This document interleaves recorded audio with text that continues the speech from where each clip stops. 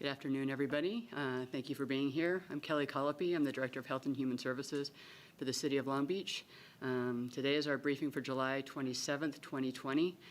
The mayor couldn't be with us today, as you know. He lost his mother over the weekend due to COVID, and we really want to offer up our sincere condolences to him and all that he is going through right now. She was 61 years old. You know, it's so often that I hear people either in the media or people who email me and others who start to point to rates of death and rates to other things just to say, you know, COVID's not that big of a deal. Why do we have to do all these kinds of things?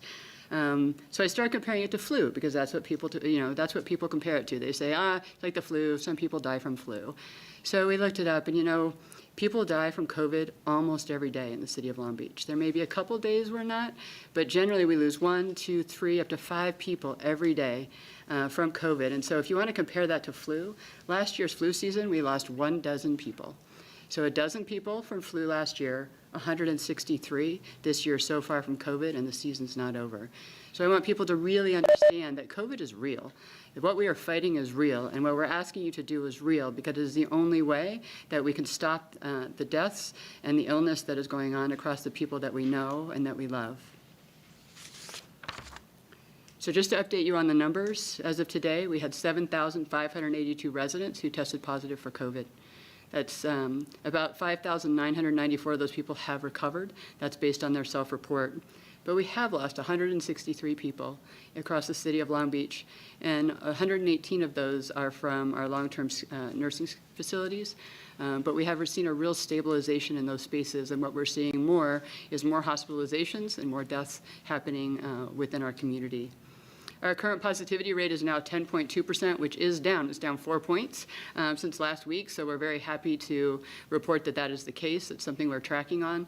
The state focus is still at 8%, so we do have work left in that space. That is one of the key indicators of the monitoring list you hear so much about. The other is case rates. So our case rate is up approximately 380 per 100,000, and the case rate that we focus on for the state is 100 per 100,000. That's over 14 days. So we have a lot of work to do, but the numbers are trending in the right direction, and we're seeing some stabilization in our cases. It's just so important that you follow the Safer at Home order. We say this every day, everywhere we can. Maintain at least 6 feet from your other individuals that are not in your household. Wear a face covering when you are in public. Wash your hands frequently and make sure that you sanitize all the high-touch areas. If you keep 6 feet from each other and you both have face coverings on, the opportunity for transmission is next to zero. But everybody needs to be following the rules for that to happen. They are simple actions. They might be bothersome sometimes. You might think the mask helps it so you can't breathe all the time, those kind of things, like it feels a little bit, but that's not nearly what it would feel like if you had COVID-19 or you're losing one of your family members into that space. Also, I'd like to talk a little bit about, or to share with you about our venue task force. I'm switching subjects. So as part of our effort to keep people safe and make sure businesses are following our Safer at Home order, we've established our venue task force. So I'd like to introduce today Christopher Kuntz. He's the Deputy Director for Development Services, and he's here to explain how the venue task force works. And he'll be available at the end to respond to some questions as well. Thank you.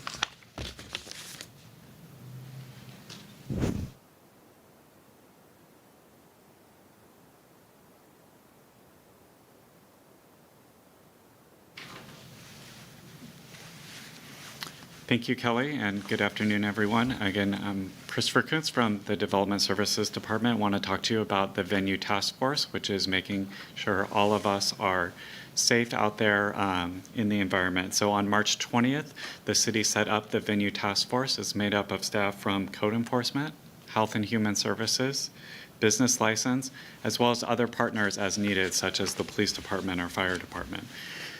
The Venue Task Force is out every day. They do unannounced inspections of businesses that are open throughout our city. So those could be restaurants, those could be other businesses that we're all familiar with, and making sure that we not only respond to compliance issues, but upfront and proactively make sure that everyone is following the same rules to keep us safe.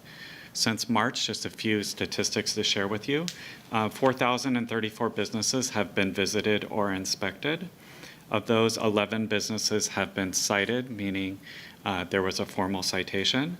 Over 3,000 businesses were in full compliance on their first visit. That's 76% were found to be in compliance on their first visit.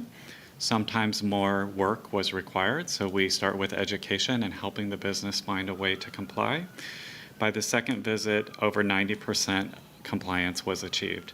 In those exceptional cases where the business does not come into compliance, we do take further steps to either bring them into compliance or to close the operation. The task force, as I mentioned, takes a proactive approach to educate businesses about the health orders and protocols affecting their operation. The task force also offers information on Long Beach programs that reduce the risk of COVID and allow our businesses to operate. Those include drive-in dining, also known as car hop, sidewalk dining, and parklets. Sometimes it's necessary, despite all of these efforts, to issue administrative citations or to escalate those citations to a misdemeanor citation if warranted. Residents wishing to report violations and non-compliant businesses are asked to call 562-570-2633, or they can email the task force, which is CET Ask Force, so cetaskforce@longbeach.gov. And business owners and workers that may have questions or need assistance can call the city's business hotline. That's at 562-570-4BIZ, and that's 562-570-4249. And those phones are staffed 8 a.m. to 5 p.m. on weekdays. So with that, I'd like to turn it back over to Kelly for the remainder of the presentation.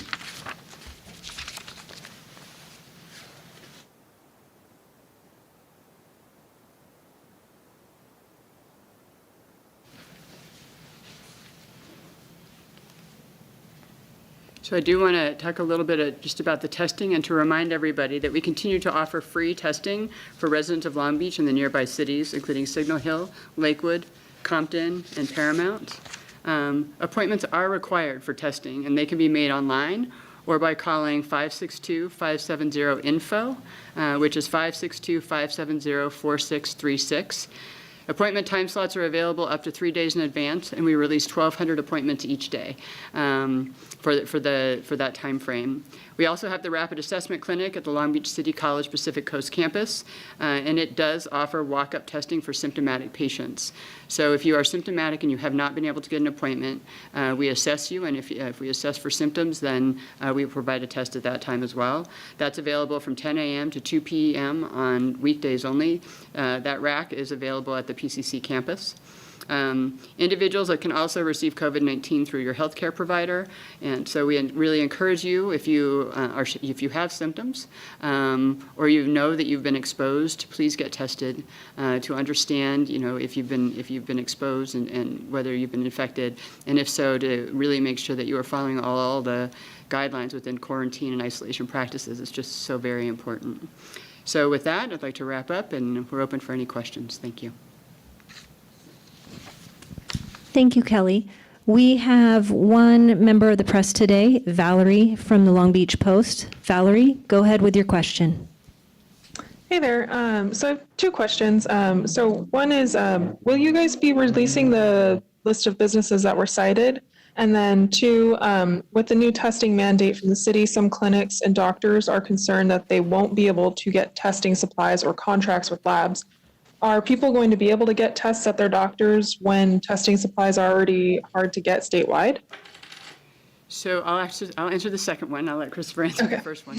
So in terms of supplies and for the new orders, so we realize that right now that there still are some concerns about supplies that is difficult to get, but there are many more labs coming online that go through the FDA EUA process, and so more access to testing is becoming available each couple of weeks. And so what we are doing is encouraging providers and medical facilities to start to look at some alternate labs in alternate areas.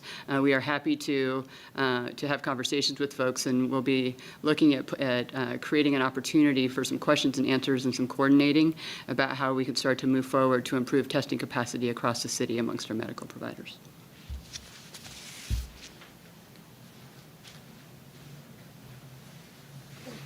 And the other question was about existing citations, and we do have that request in from the Long Beach Post, and it's going through legal and other channels internal to the city here to release that information to you in the coming days. I don't have that right this minute.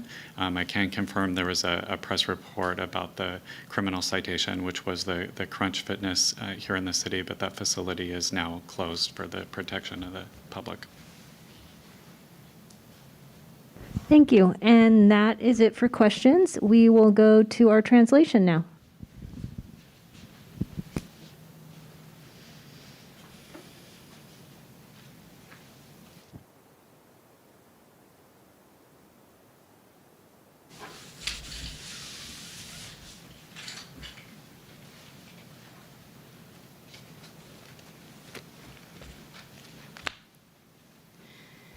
Buenas tardes y bienvenidos a nuestro comunicado de prensa de hoy lunes 27 de julio del 2020. Nos gustaría comenzar ofreciendo nuestras más sinceras condolencias al alcalde Robert García y toda su familia. El alcalde García anunció hoy que su madre Gaby, de 61 años, falleció debido a complicaciones de COVID-19. Este es un recordatorio de que COVID-19 es muy real y muy peligroso.